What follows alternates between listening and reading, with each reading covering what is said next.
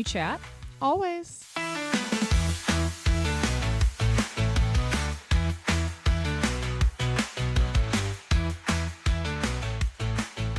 Hello. Hey there. How are you? How are you? I'm a little busy, but I'm good. You're a little busy? I'm a little busy. You're too busy to talk? No, it's just like my least favorite feeling. Like being overwhelmingly busy. Like busy. Like did a lot left to do. I thrive in an environment where like I have nothing ahead of me. Uh-huh. And that's not where I'm living, but that's okay. That is kind of the worst when you've already done a lot. Yes. But you can't feel accomplished. You have so much more ahead of you. Yeah. You're staring down the pike of more. I imagine if I hiked, which I don't, it's like halfway up the mountain. It's like I've done so much, but I still have so much to do. It's like when we were hiking in Cinque Terre. Ugh, that was Whenever I beautiful. say that, I think of that episode of Friends when they're like in the mountains of Tibidabo. No, it's the same thing. And it's like you're like can hike the whole 5 towns, and after like 2 towns, we were like, no, thank you. But we were so much younger. Like I couldn't do it now. This was 10 years ago. You're not 75. I'm just saying I notice a difference. Oh my gosh. Do you not? I mean, I wasn't like in hiking shape then. I think I just was like, I'll have to get my ass up this hill. I notice it. Maybe I don't notice it with hiking since we don't do it that much, but I notice it with drinking. That like, you just can't get there. Like, and I'd assume hiking and drinking require the extremely similar. The same endurance. Like the way that I could drink at 24 to 33, different people. I have too many cocktails at dinner and I'm like, oh God, headache. I think one of the reasons is that you were okay to be totally blacked out. It was the time though. Like like millennials did that. Gen Z does not. Gen Z doesn't black out? No, they're like very wellness oriented. Like they don't drink as much as we did. In college? No, I don't think so. I've heard. They're doing like skincare and juice cleanses? I think they're like clean girl aesthetic. We were like falling down a stairs aesthetic. Yeah, our aesthetic was like pencil skirts and tequila. Bandage skirts. Yeah. Do they know what those are? Business casual in the frat. Frat, but make it business casual. It's a skirt you could wear to an interview if it was pulled a little bit past your labia. You could sleep at the frat, put the clothes back on, change a few things, and go straight to your internship. And head straight to your unpaid internship. It was practical. Yeah. So anywho, I noticed it in that way. I don't know. Would life have been as fun if we couldn't just like drink with abandon? I think part of it, like not to sound like we hiked uphill both ways, but like we didn't have the threat of social media the same way. It was becoming a thing when we were in college, but like people weren't posting really photos on Instagram. It was like their food with like a weird sepia filter. Like there were no stories. You weren't getting original Instagram filter X Pro. Yeah, like you weren't getting live footage. Like there weren't stories on Facebook or Instagram. So like there was less concern about like your misbehavior making its way to the internet. Where I think they have to be a little more cognizant, and they're super in their head about images. Like they all feel like they're managing little brands. Not to minimize your feelings, they're real, but like everyone feels like they have their own brand. Where we were like, what brand? Like I'm posting I'm posting like my smoothie this morning on Instagram and moving on with my day. Yeah, I don't have a brand. Yeah, I think like for sure you're more cognizant of what you're doing, probably in a better way, because like people are videoing you all the time. Like I would say most nights people either browned out or blacked out.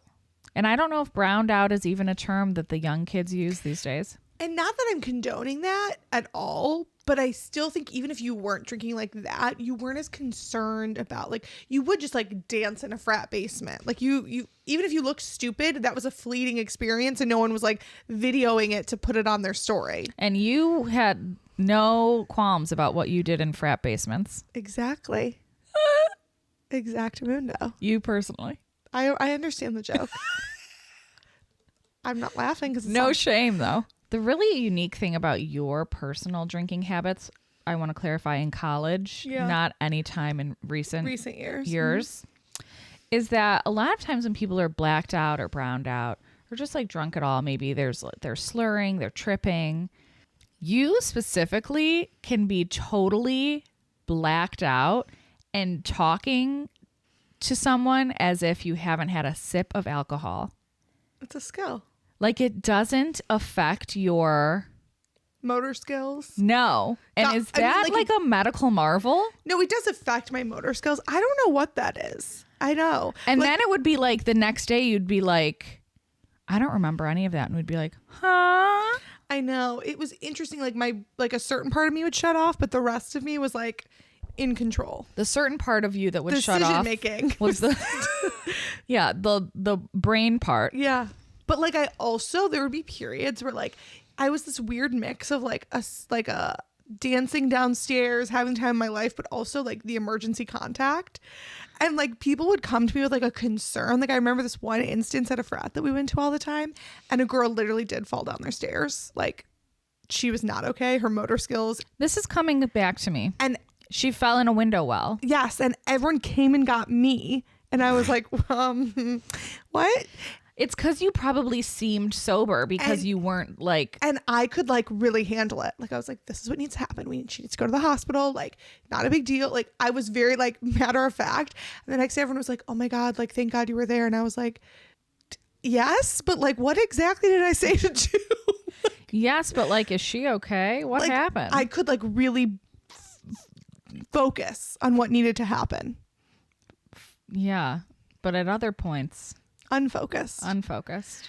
But that's what's crazy. That's where I feel my age. Like maybe it's also that I just don't drink. Did you appreciate that role of being the... Yeah, I loved it. Oh, I didn't like that.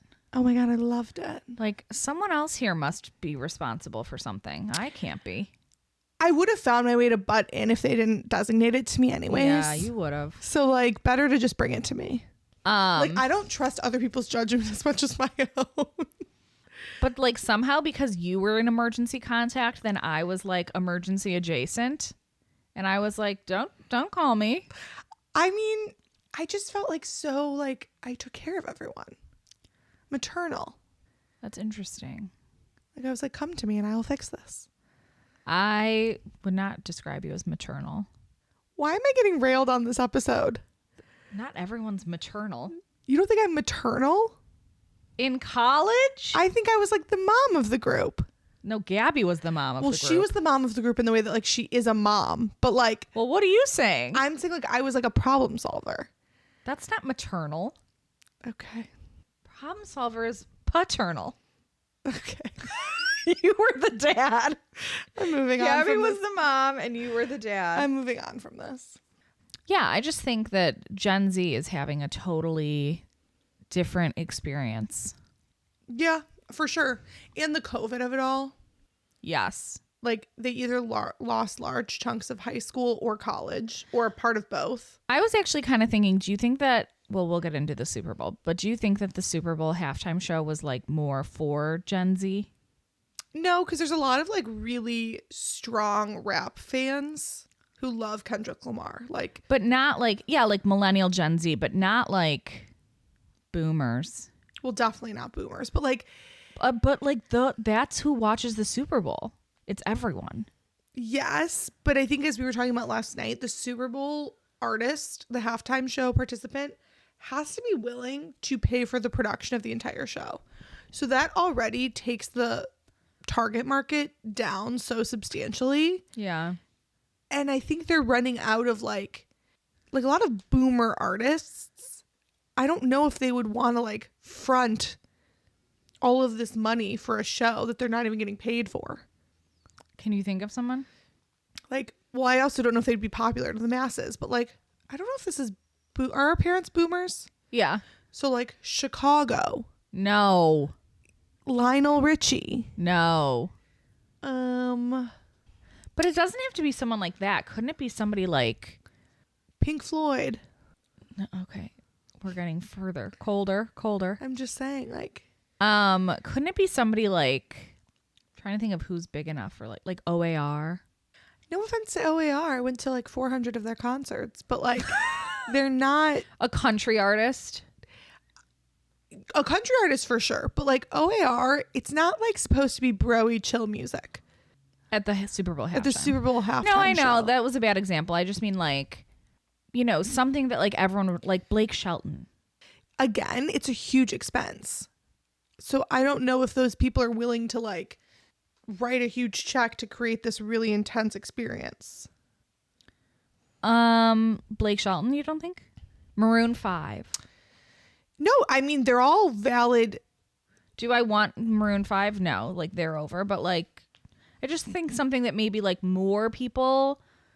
A lot of people feel like the Kendrick Lamar was very culturally relevant because he's so anti-Trump. Right. And was not afraid to make statements about it. And the poetry of it was like very well thought out. Like he's a very outspoken, intentional artist. So there was a lot of positive feedback. No, I mean, I liked it. I just was like thinking that probably a lot of people watching weren't obsessed. Were like maybe just like didn't get it. And it's okay to not get it. But I think that happened with like Rihanna. Older generations were clowning on that. Oh, they didn't like Rihanna? Didn't like Rihanna. Did Justin Timberlake do it? He did it. Like that feels like it would be a pick that more people would. I don't remember any backlash about that. I think like Kelly Clarkson. Kelly Clarkson would be a good one. Was Justin Timberlake, did he do it twice? I don't know. Or was he just there with Janet Jackson when he pulled her shirt off? I think he was just there. Or maybe he did it twice. Let me look. I'm just doing a quick look. It looks like she was there and he was there with her. Oh. So was he not the main performer? I don't think he was the main performer. Oh. Interesting. Okay. Yeah. But then 2018, he was back. I think like a little country, I know not everyone likes country, but like a country like combo. Or like, even like a Rascal Flatts. Yeah, I was going to say like Rascal Flatts, like Florida Georgia Line, like, I don't know. No, I hear you. What's interesting is my bone to pick is Super Bowl focused. Oh. The crowd. That the game was boring because that's my bone to pick. No, but you loved it. They were trouncing all over the Chiefs. It was just like I wanted it to, like if it's two teams that I don't care about, then like I would like it to be like a close game. Yeah, give us a show. Give us a show. No, my bone to pick is booing people in general. Like, yeah, it's focused on the Super Bowl, but like it's like everyone booing Kim Kardashian at the roast of Tom Brady. Unless you are booing a war criminal, which people aren't even doing that much of these days anyways. Why are you booing? Like, you can silently not like someone or something. They turned the attention in the arena to Taylor Swift, and there was like an audible boo. And it's so fucking juvenile and mean. And I don't, it's like toddlery. Like, I agree. We don't care that you don't like this person. Think it in your head. I think it's so like touchy when it gets to, I know that there's like no sports team that you're so passionate about that you would like ever even consider booing someone over it. But like, even think about like Kylie Kelsey and how she's like, I cannot possibly root for the Chiefs. Which I think is fucking nuts for the record. I don't think so. It's when it's your husband or your brother-in-law. I understand if you are so all in. So the story is that Kylie Kelsey, it's not even a story. It's just for years she said, thank God that her husband, Jason Kelsey, never got traded, because if Jason had gone to play for someone other than the Eagles, she could not even fathom. She couldn't get herself to wear the apparel of the other team. And also, I think even like, obviously a couple years ago, it was Chiefs versus Eagles and she was like Eagles all day. But now Jason's retired. He's not on the Eagles anymore. And so her brother-in-law, Travis, is on the Chiefs in the Super Bowl playing her home team, the Eagles. And she's like, and I am still rooting for the Eagles. Well, she never said that. She said she'd be supporting Travis. I'm sure she was. I'm sorry. I think that's insane. Like, I'm trying to think, if I am the biggest fan of something and you are playing against that thing, you personally, Rachel. Yes. I don't care about the other thing. Like, those are a bunch of inanimate objects to me. And you are my person that I love. But you don't have like such a, I don't know, like a, You don't feel about a team the way that like people are so diehard. I don't. But feel you're such a fan. I'm trying to think of something you're such a fan I know. of. I'm trying to come up with a comparison. Like the Kardashians in their heyday. In their heyday, I've super fallen off them. I'm not really obsessed with anything. You're either obsessed or you. But it like is all or nothing. I don't mean like in a way that I would feel so adamant. It's like, okay, this is a horrible comparison, but try and stay with me. One of my favorite shows of all time is Gilmore Girls. Yeah. Love Gilmore Girls. Holds a special place in my heart. Mm-hmm. Let's say you were an actress and there was a reboot of Gilmore Girls and you were an actress in a show that got nominated that was up against Gilmore Girls to be nominated for something. I don't give a shit. I think that's the same. I think more like it's kind of like how you were such a fan of the Kardashians, like Kim specifically could do no wrong in your eyes. And then that thing happened with Kanye putting out the video. Yes, with Taylor. What was it? It was for his song, which I see totally differently now. But at the time, there were all these wrong opinion. No, it was the information I was given. But he was very adamant that he had brought the information to Taylor to be able to bring her up in his song in kind of an offensive way. That's a great example. I loved Kim and Kanye back then. So embarrassing now because he's a fucking anti-Semitic loser. But okay, move on. If you worked for did you see some of the shit that he did? Oh, I honestly, I thought about bringing it up here even up until a few minutes ago. I've decided he's not even canceled. He's not worth discussing. Like, he deserves no attention. I think he does this shit for attention, and I just won't be a part of it. He no longer exists. But anyways, back in that experience, if you had worked for Taylor's team, I would have been Team Taylor. If I had worked for her team, I mean, I think in that situation, your judgment was clouded because you were like, no, I love Kim, and anyone even related to Kim could do no harm. Agreed. But the way I would have been swayed would have been a person I really loved being on the other side. Okay, the closest thing I can get to it. Okay. I was raised in a very Bear-focused household. Like, my family were die-hard Bears fans. And there's obviously the intrinsic Green Bay Packer Bears controversy. I wouldn't choose to wear Packers gear ever. I have zero interest. On a normal day, I'm never rooting for the Packers. But if in an alternate universe, Tyler was in the NFL and he got traded to the Packers, my ass would be in green and gold. Like, I support my husband, and that is the team he's on. And your grandpa would be rolling over in his grave. I honestly don't think he would, because he had 3 brain cells. If his grandson-in-law was on the Packers, his grandson-in-law, his ass would have been at the suite. He would have been wearing one of those cheese hats. I don't think so. I do, because he had common sense. He tried out for the Bears. Yes, but he didn't. The Bears. He didn't make it. He didn't make it. Okay. Maybe be a different situation. You're just not a loyal enough fan. You support your family, not teams. Your family. Your family over family. Exactly. Like this. These are not real people. I think it's just something you can't understand because you didn't play sports. I'm not going to play this game with you. I did play sports. You would say you played sports. Well, 1, I played basketball as a youth. Oh, okay. Number 2, figure skating is a sport. And I was on a team, so I don't know what else you would call it. I just feel like people who are figure skaters, definitely athletes. It's not a sport or not a sport, but I don't feel like you would say I played sports. Well, it doesn't 100% fit that saying, but... So then what is it? I don't think figure skating is a sport. It's an athletic something. Okay. Do you agree?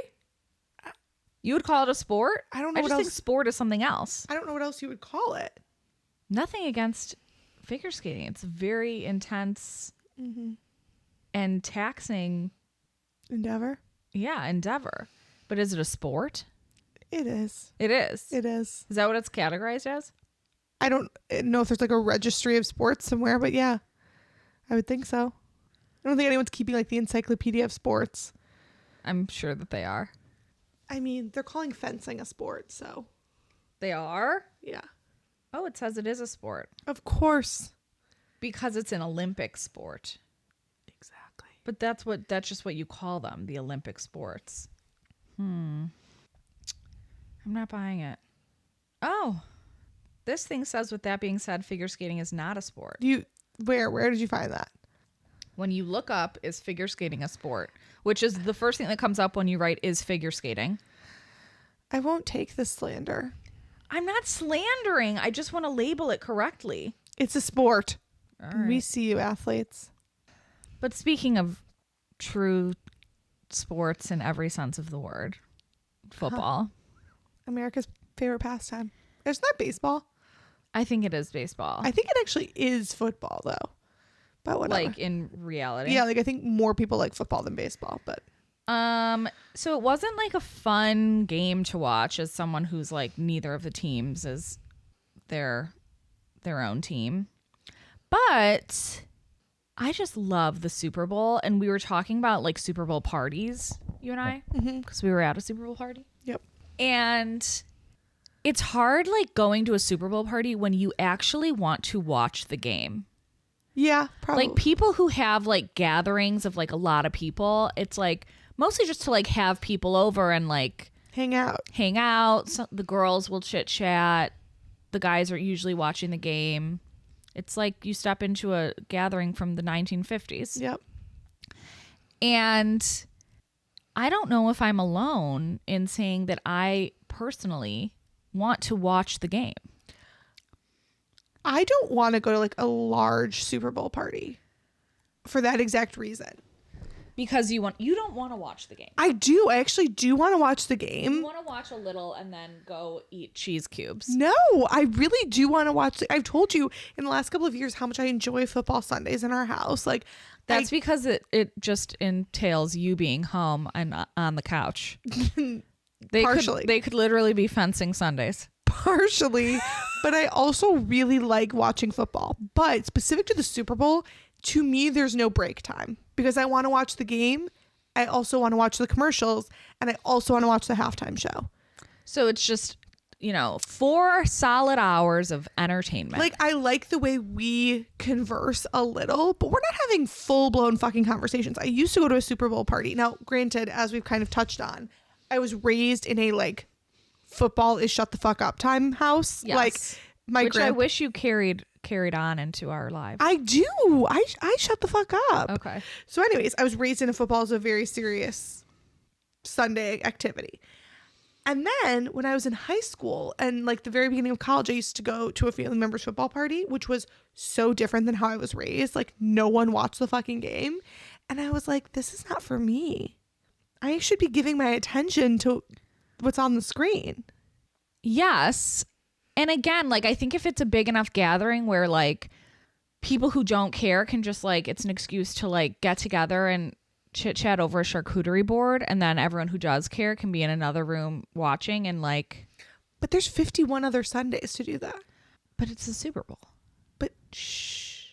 Do not talk. Shh. I think you would actually like that, where you could come and go from charcuterie back to TV. No one can see you. I don't think so. But yeah, I want to actually like watch the game. In this particular instance, it was not an interesting game. Like it was at the beginning. It was just like, wow, like Eagles are popping off, and you were kind of waiting for the Chiefs to come back. But did you see that interviewer ask Travis what was most surprising about the game? No. And he said, how badly we played. Dad. I was like, well, he's not wrong. At the end of it, you were like, because Patrick Mahomes was tearing up, which like, I just can't feel bad. Like you've won 2 Super Bowls in a row. So like, you can't win them all, literally. But you were like, oh, now I feel bad for him. He's sad. And it was like, do you know how many teams have never even been to the Super Bowl? Like, and like Chiefs fans are like, we're just as sad. No, you're not. You've had a taste of it. But it doesn't, the fans can STF you. Like, it's the same way I feel about like The Bills deserve to be there. No, I get that. But the players, like, it doesn't matter how many times you've done something. And I felt bad for them, not because they lost, but because they played so poorly. And I said that to Tyler last night. Like, if it had been like a really hard fought game and they just didn't show up all the way, it would have been like, okay, well, someone had to win, someone had to lose. They got stepped on. And that's embarrassing. Yeah, they got totally run over. Like, it was Spanked. like they should not have been in that game. And that's I would have felt, embarrassing. and you know what? I would have felt so sad if the Eagles were doing that to the Bills, because like the Bills would have finally made it to the Super Bowl and then like they got their asses handed to them. So I was like, I'm actually glad that the Bills weren't there to receive that punishment. I didn't feel bad for Pat Mahomes that he lost. I felt bad that he threw 3 interceptions. And he just kept getting sacked. I mean, it was like there was no... That's the part I felt bad for. Like, embarrassado. Like, whoa. Pat, are you embarrassado? Like, that is trauma. But we were saying before that we are big supporters of Jalen Hurts, Love the him. quarterback for the Eagles. All female management team. Woo woo. He believes in the power of women, Girl boss. and so do we. Jalen Hurts is a girl boss. There was speaking of believing in the power of women, there was Mike and I are watching Traitors, which you should really I know. watch. It's so good. But there was a scene where 2 of the girls who were on Traitors, like something good happened and they were excited. So they were like literally holding hands, like dancing around in a circle. Like it was like cha-cha-cha, like excited. And Mike was like, what is that? And I was like, that's what girls do when they're excited. Like... That didn't look weird to me at all. That's just like, that's being a girl, just like you're doing the cha-cha in the hallway. That's funny. Guys, when they're excited, are just like, Yeah, let's go. yeah, chest bump. Yeah. Or like head nod. Good one. Nice. It was interesting to see where the celebrities' loyalty lode? Where the celebrities' loyalty lies. It was Loyalty. laid. Loyalties. Lays. Who they were rooting for. Uh-huh. Like Anne Hathaway was an Eagles fan. I don't think she's from out east. Is she? I don't know. I thought Well, I it was. assume she is. Why would she be rooting for the Eagles? It just. I'll tell you. You keep going. Paul Rudd is obviously from KC, big Chiefs fan. He was in a suite with Paul McCartney, which I thought was pretty random. Obviously didn't grow up in KC. But then we also had Kevin Costner and Pete Davidson rooting for the Eagles, and Pete looked extremely healthy, as I noted. Bradley Cooper, major Eagles fan, kicked it off. Okay. Taylor and Ice Spice. People were kind of calling her a traitor. Oh my God, she's the perfect example. Her hometown team is the Eagles. Her dad is obsessed with the Eagles. She used to wear Eagles gear all the time. She even mentioned an Eagles line in one of her songs. She's now dating a Chief. Homegirl was rooting on the Chiefs. Well, was she wearing anything Chiefs related? Every other game she was. But not in this particular one against the Eagles. She wore a red necklace. She wore a red necklace? With the T. I think she was rooting for Travis, but she didn't turn on her team. Jesus Christ. These people are nuts. Anne Hathaway is Philly royalty, apparently. She's from Philadelphia? Her maternal grandfather, Joe McCauley, was one of Philadelphia's most celebrated radio personalities. Oh, wow. Was she raised in Philadelphia? Nicknamed the Morning Mayor. And his daughter, Anne's mother, also an actor, was born in Philadelphia.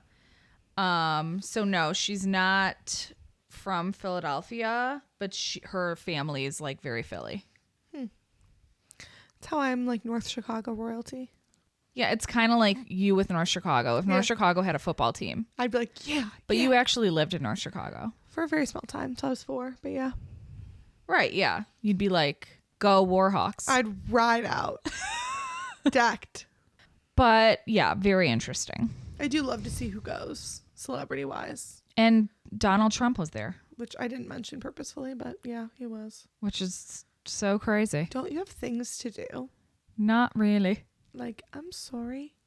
You just said you were going to turn Gaza into a Riviera resort. Did you see JB Pritzker's Trolling him. trolling video? That was kind of funny. I love JB's sense of humor. I don't think it's that weird for the president to be there because it's such an American sport. Like, football is like America. Of course, but it is interesting when you hear that he's the first sitting president. So clearly previous presidents who were, let's say it, more presidential were like, I can watch from home. I just feel like if I was the president and I had an opportunity to go to the Super Bowl, I'd be like, okay, I would love to go to a Super Bowl. That's on my bucket list for sure. I mean, obviously a Super Bowl for the Bears. Ideally, but just like a Super Bowl. I don't think like when you even see a football game live, you don't get the same experience. No, I know. Football on TV is so much better. It's so much better. You can't see shit unless you're like... You cannot see shit. And it's not even like, okay, let's say buying the snacks isn't a problem. It's expensive, but whatever. Everything... This comes down to why it's not as fun because of the snacks. No, it's everything is a bitch. Like, you want to go to the bathroom? Enjoy your line. You want to get a water? Enjoy your line. Isn't that how it is anywhere, though? Yes, but for like... I'd rather watch a baseball game in person than on TV, though. Me too, but football, the Super Bowl, I think is so much more... Like, a couple of years ago, they were doing like the behind the scenes of being a patron at the Super Bowl and how like half the stadium can't see the Super Bowl performer. Yeah. It's that like, sucks. I want to see it at home where I'm sure to see everything. At home where I'm with my plate filled with cheese cubes. Exactly. You're getting it. When you just said patron, it made me think of if you were going to be the patron saint of something. Yeah. What would you be? Anxiety. You'd be the patron saint of anxiety. I'd help people with their anxiety. Oh, so someone would pray to you and be I'd like, say, feel better, sir. Feel better, sir. Or ma'am. You sound like a really supportive saint. You're like, I got a lot of calls. I hope you feel better. No, I understand. I can empathize as an anxious being. But you need to help them. I will. Okay. I absolve them of their anxiety. Oh. What would yours be? I feel like I might be the patron saint of snacks. Oh. I love snacks. And I just feel like whenever I'm at somebody's house, wherever I am, I'm like, do you have any snacks? Does anyone have any snacks in their bag? Like, snacks are delicious. And it's not even that like I like am starving. I'm just like curious, like what kind of snacks do we have here? What are the options? Do we have a snack? Imagine how sad you'd be to not be able to get snacks at the Super Bowl. Like yesterday you wanted a snack, you just went into the kitchen. Yeah, the patron saint of snacks. And people would, when would they need me then? When there aren't enough? I mean, anytime. When the snacks aren't good, when there aren't enough, when they're looking for a new snack. They would call me and I would be like, I'm here to support you. I could be the patron saint of endless talking. That's also true. Like, is the room a little quiet? Think of me 3 times. And someone, think of me 3 times. And someone would call on you. Yep. And you'd swoop in. And I'd say, what are we talking about? Here I am. I don't need much prior knowledge. So anyone who like is having a hard time shutting the fuck up. Give me a jingle. Uh-huh. When I was little, my mom bought me a shirt that said, it said, help, I'm talking and I can't shut up. That's funny. Do you still have that? No, it was like a 2T. Well, you could wear it on your wrist. True. Yeah, it was funny. I didn't see the humor in it at the time. Okay, that's really funny. Let's see if we could just squeeze you into it. I don't have it. Even if it's a 2T. I don't have it. If it's cotton, it's stretchy. You could make me a new one. Help, I'm talking and I can't shut up. Not to circle back to the same story for the millionth time, but they keep giving us new information. Have you seen any of the Justin Baldoni, Blake Lively feud updates? I have. It's like hard to keep up with because there are so many. It's never ending. So he created and launched a website, which is savage, regardless of your opinions, just like, fuck this, I'm putting it all out there. So he created this website. It lists the original complaint and then all of the information his team has compiled. So you can literally read through the petition and you can read through all of the receipts that his team has put with the petition. So screenshotted texts, emails. But just to be clear, those are the texts and emails that he chose to include, not just like a continuous. Parts of it are continuous. Okay. Parts of it, I mean, I don't think he ever screenshotted like their entire conversation, but it gives some of the text that she included. He did like a broader conversation. So he went way before the conversation she screenshotted and way after. seemingly trying to give more context to what he thought did not have all of the context needed. Okay. So he launched this website, which I did read some of it. I have a job and a family and a life, so I wasn't able to read through the entire thing.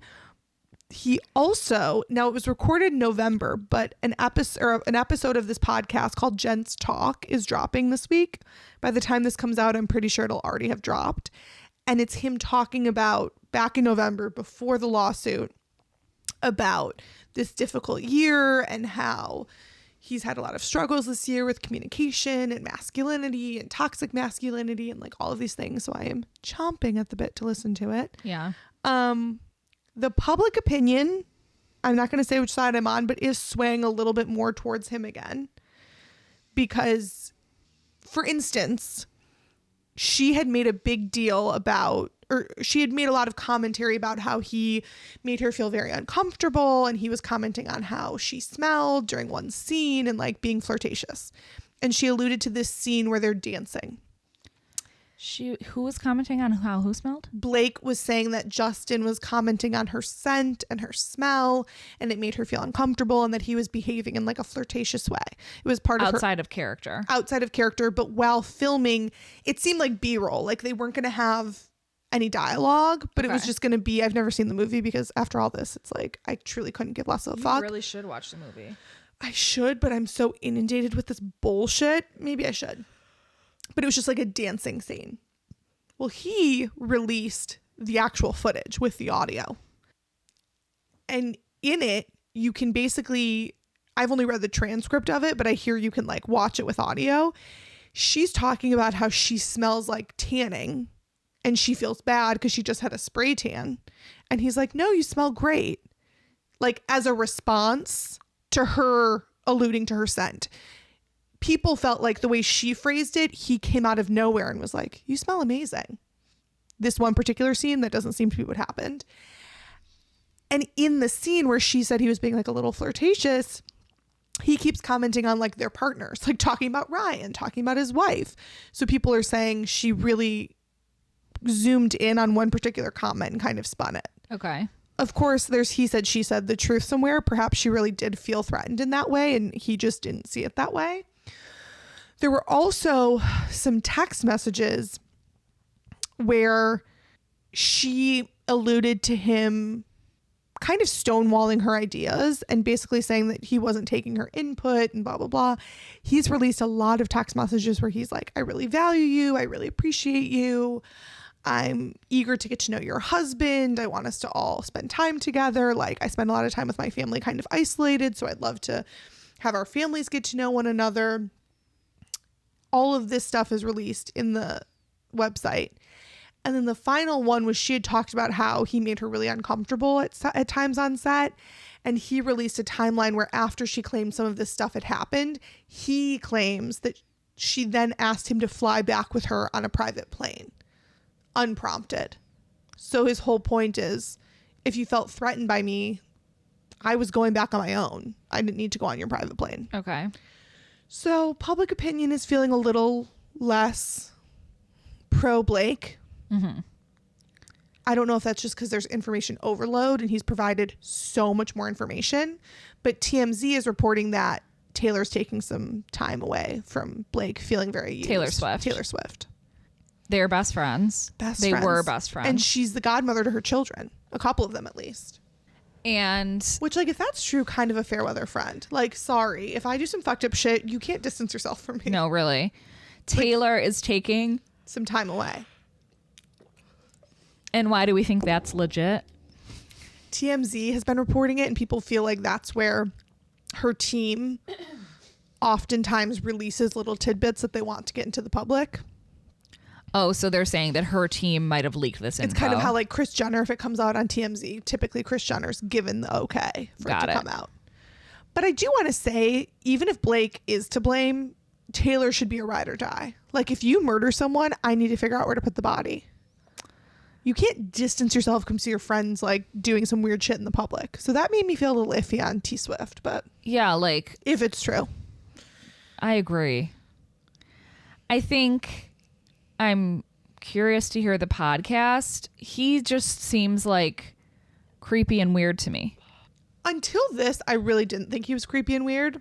I think there's two ways of saying, like, she's like, sorry if I smell, I like just got a spray tan. And he's like, I think you smell good. That's creepy. She brings it up, but that is creepy. He could just be like, oh no, don't worry, I don't smell anything. That's like not creepy at all to say. It's not that there's no uncreepy way to respond. It's like, and he's saying like, she opened the door to all these things. It's like when you reach your arms out to give someone a hug and then they give you a hug and touch your butt. Like, yeah, I reached out to give you a hug. I did not say touch my butt. What I think is odd, ultimately, is I still believe this, and I believe this in the beginning. I don't think either side, maybe they did, but I don't think either side acted with malicious intent. So just fucking drop it. You don't get along with your coworker. That happens to people every day. But wasn't there something about the movie premiere and how like he was like, oh, she had in him the like, basement? Yeah, she requested that he not be a part of the main premiere, which was upstairs, and he and his family and his guests were put into the basement of the movie theater. Why? He said, she said. She's actually never spoken on that. Justin's the one who did. He claims that the movie execs kind of took her side. That's why they went with Blake's cut. What's Blake's cut? There were 2 different cuts, which is crazy in and of itself that an actress would create her own cut of the movie. There were 2 cuts presented at the end of shooting, and the team, the studio, released Blake's cut. And how are they different? We don't know because we've never seen Justin's. Okay. And they released hers just because People thought say it was Ryan better? Reynolds. People say that Ryan Reynolds was really driving the train, that he has a lot more pull. And Colleen Hoover took her side, and Colleen Hoover being the author, there was just a lot more power hitters on her side of the fence. Interesting. But what I was going to say is I don't think either of them, to my knowledge, was trying to offend the other. It's just a classic case of you guys don't like each other. Why do we have to keep suing each other? People say that the original lawsuit was motivated by them wanting the exclusive rights to create the sequel. Because I guess the only way for Colleen Hoover to get out of the deal where Justin has the exclusive rights is if there were some sexual assault claims. Because it's like a DV film. I'm sure that was part of the contract. Oh, wow. So people are alleging that this was like an act to get the rights away from him. All this just for that? I do think that Blake and Ryan overplayed their hand. I think they thought they were going to file the lawsuit, he'd fold, and everyone would go home. I don't know. I'm still Team Blake. I don't like either of them. I know. But you were originally Team Justin. I was Team Justin. I really liked him in Jane the Virgin. And 6 Feet Apart. I liked that movie a lot. Which one was that? That was the one where they're sick. She's cystic fibrosis. Yeah. I thought it was 5 feet apart. Something apart. You're thinking of 6 feet under, which is close. a different situation. Anywho's, they both suck at this point. I'm sick of them. Yeah, I'm not like I love her and I will only stand by her, but just like, I don't know, he seems creepy to me, so I'm still going to be with her until I see otherwise. They both seem annoying and I'm team neither. It's a dilemma. It's truly a dilemma. I'm over it. Do you want to hear a daily dilemma? Please. That has nothing to do with this. I'm begging you, yes. So this person sent this in. Ooh, good. Okay. So she says, am I being unreasonable for not wanting to go to my friend's 30th birthday celebration? Yes. So listen, the celebration is an hour flight away. Okay. Plus an hour and a half drive from the airport. Oh, okay. She says I'd have to leave my 9.5-month-old for the first time. And my friend wants to have a sleepover with 5 girls crammed into a hotel room with 2 queen beds. 2 other girls are driving home that same night because they live in the same town, so they don't have to deal with sleeping in the same room as everybody. I called the hotel and they won't provide a rollaway bed. If I got my own room, it's $350 for one night, which isn't really in my budget. My 2 closest friends, the birthday girl and another friend, said something like, it's literally just one night. We can shove 3 people onto one bed if we have to. I'm anxious to leave my baby, but the unknown sleeping situation makes it worse, especially since I'll be pumping every few hours. If I'm leaving my baby overnight for the first time, I'd at least like a guaranteed bed or a comfortable shared bed situation. I was willing to get my own room weeks ago, but felt guilty about it because the sleepover part is what the whole point of us staying overnight at a hotel is. I brought up my concerns to my best friend, and she sent back a little bit of a sassy text that says, I love you, but I don't think it's really worth stressing over. It's just one night. I think it'll be fun. But for me, it is stressful. I have to wake up at 4 a.m. to catch a flight, do the birthday activities all night, late night, go out. I don't know if I'll be able to sleep, and then come back to taking care of my baby. Am I the crazy one? This 30-year-old sounds like a nut job. The birthday girl. That's fascinating. Do you not think so? I don't. But you go on ahead. I think there should always be a mix of like what you want to do and what's good for your guests. So like, okay, you want to have the sleepover. There's two ways to do it. Either do the sleepover at a local hotel and make it like a fun staycation so people feel like they can get their own rooms, or you could get like a suite with what you're saving on the flights, or let people get their own goddamn rooms when they get there. Like, you can't dictate where people go and then where they sleep. I think the fact that it's the girl who's writing in, it's the problem is, I think, how she's even like viewing it. Like, she's like, it's not that it's like far and expensive and you just can't make it work. Like, the whole thing being about like sleeping arrangements, like, that's you. But it is just one night for a birthday. Do you know how many times we've shoved in somewhere? But at 30, like, can you imagine if I said to you specifically, who I know and love, I'm going to shove you in a bed with two other people? You'd be like, the hell you are. You like to sleep, which is not wrong, and you like to be comfortable. So if I want you to come to my party. No, but if you said to me, it's really important that we're all in the same room. Like, if this, like, you're saying that you're the birthday person. Mm-hmm. If you're like, it's really important to me that we all have a sleepover in the same room. It's so fun. Like, I just love that. We never get to do stuff like that anymore. It's going to be 5 of us in the hotel, and there's 2 queen beds. So like, someone could sleep on a couch and then like a couple of people sharing a bed. Like, if you preface with saying that that's what's important to you for one night, I can suck it up. I think what's wrong with doing that is you're not really being considerate of those other people.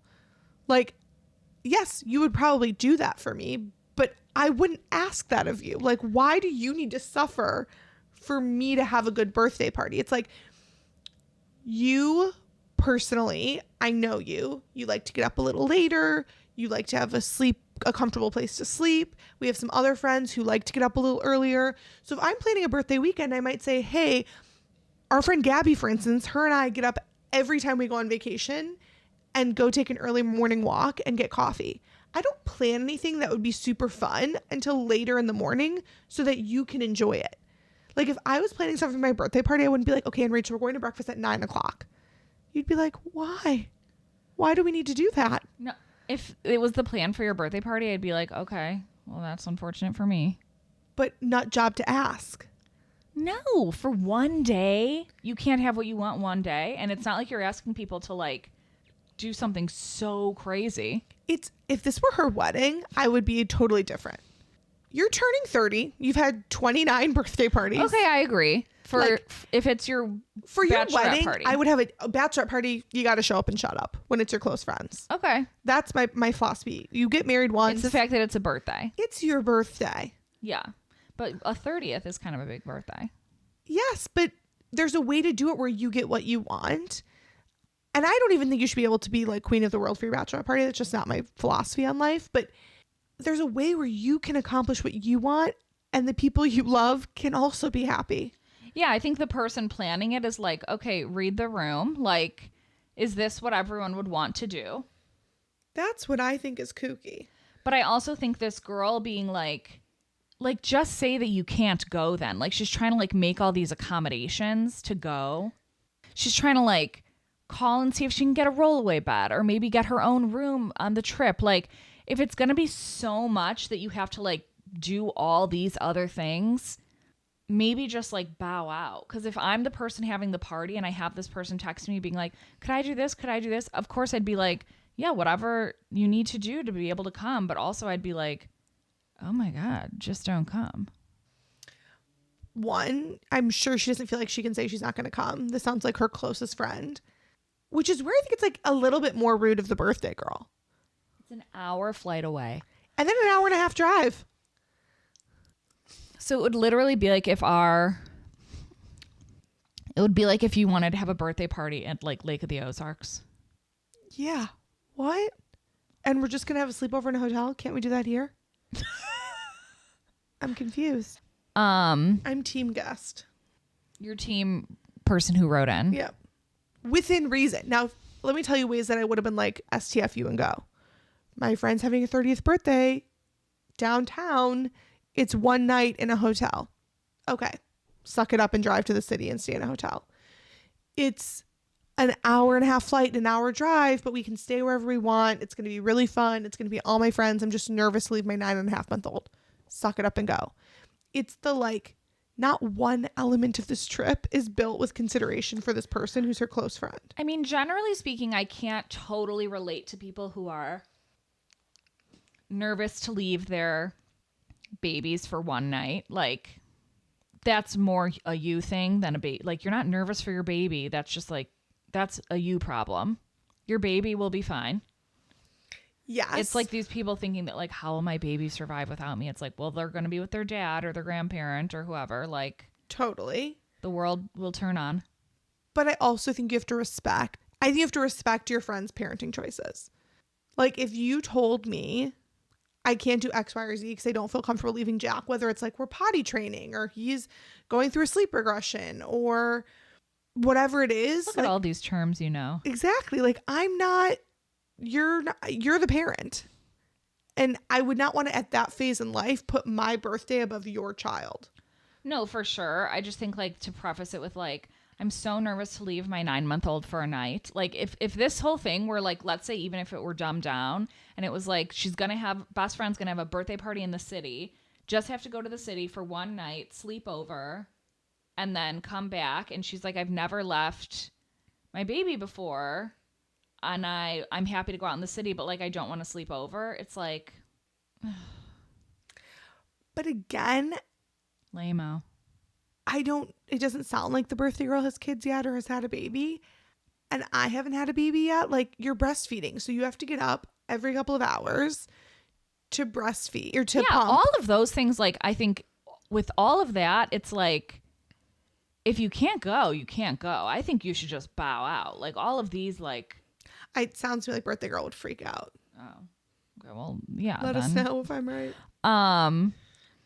But generally there are a lot of people on the flip side who are like, I'm just nervous to leave them. Like, your baby is 100% fine. Oh yeah, it's not a reflection of the baby. It's a reflection of the person being scared. And the baby's like, I'm chilling. Yeah, the baby's like, is there going to be someone here who will like hold me and give me a bottle? But it's then not I'm for Gucci. It's not for me to say if you should or shouldn't be stressed, is what I'm saying. Because I don't want that back. Because you think you'd be like that? Maybe, but I think you won't want to leave your baby for one night. No, I don't think I'll. I don't think I'll not want to leave our baby for one night. But I would be irate if I said that and someone was like, "You're fine." I'd be like, "Oh, okay." What? Flames, gas on fire. I'm mad thinking about the hypothetical. I just accessed rage. I don't think anyone would ever say that, but it is like talk about me behind my back like everyone else. It's none of my business. Be courteous and talk about me behind my back. Like, it's none of my business if you think it's ridiculous. Call our friend Gabby and have a bitch fest. Don't bring it to my doorstep. Yeah. No, I know. It's not for you to say for sure, but I think like there are things that like prevent you from actually being able to go. Like, this girl's scenario is like, she just can't go. You know what I'm saying? Like, she's got a lot going on. How are you? She's exclusively breastfeeding. So she's going to be at this fucking like 30-year-old bender pumping every couple of hours. Like, it's not going to work out in this life stage. And to be philosophical, to me, I'm more about the people than the thing. So like, this girl's like, I need to have this hotel sleepover. Can't relate, but go off, queen. To me, I'd rather have like all my friends stay over for a fake over till 1 a.m. at my own house. and get to like be with the people I love. I think using the term fake over at 30 is not. Well, I used to do them because I hated sleepovers. Yeah, it's not it at all. But I'm just saying, like, if you were in that life phase, I wouldn't be like, you know what, you don't come. I've just got to get my ass to Lake in the Ozarks. Like, I would be like, am I okay? That's why I'm saying these two must not be that close where she's like, this is what I'm planning. Where the girl writing in couldn't just be like, okay, yeah, I can't go. Like, I'd rather be with my people than be in a, I mean, we're not even talking about a suite. She wants to just stay in a double queen room. Yeah, can we spring for even like connecting rooms? Maybe 4 beds. Could it have a kitchenette? Like, damn. Where are you supposed to put your breast milk? Yeah, like, I know, but I hate being that where it's like, you had a baby and so you can't do anything. Sometimes you had a baby, so you can't do anything. You didn't have a pimple. You had a human. Could this girl's limitations be detrimental to her? This trip sounds like ass. The trip sounds horrible. Like, I don't have a baby and I'm not coming. Like, I just feel like there's something about like when you reach out to the person planning something and you're like, well, what about this? Could we do that? That's actually more annoying to me. I think that's what it is. It's like when we used to live in the city and we'd be like, okay, yeah, come over. Like we'd host pre-games at our apartment all the time. Oh, especially when I lived more downtown. yeah. And people would be like staying at our apartment. We're happy to have you like sleep on our couch, sleep on the fucking floor, whatever. And they'd get down there and then call and be like, where should I park? I can't find any parking. It's like, motherfucker. Do your own shit. Yeah, like I'm already having you here and like that's enough. I don't need to like come out and park your car for you. This is not a 5-star resort. No, I know, but it's just when you have to call with accommodations, or we always say that about people's weddings. Like people will call and say like, hey, I know like your wedding is at 6:00 on Saturday, but like my flight isn't getting in until 4 that day. Do you think it's like, can you just figure out how to get here? 1,000%. Why are you putting that on me? 1,000%. But a wedding is not a birthday. But our pre-games. Also, not weddings. But do people need to call and ask no, about? Of course. People are the worst. I'm just saying that this is the situation we're in. So our advice would be just like nicely bow out, because you asking for all these accommodations is more annoying than just like saying no. Totally. And tell your friend that like her party sucks. And think about how close you are. If she doesn't care that you're there, she's just got to get her ass to this hotel. Has she like never been to a hotel? It seems like maybe not. It's just odd. And that's her problem. Yeah, that you can't take that on. Well, thank you for calling. I'll call you later. Love you. Love you. Bye. Bye.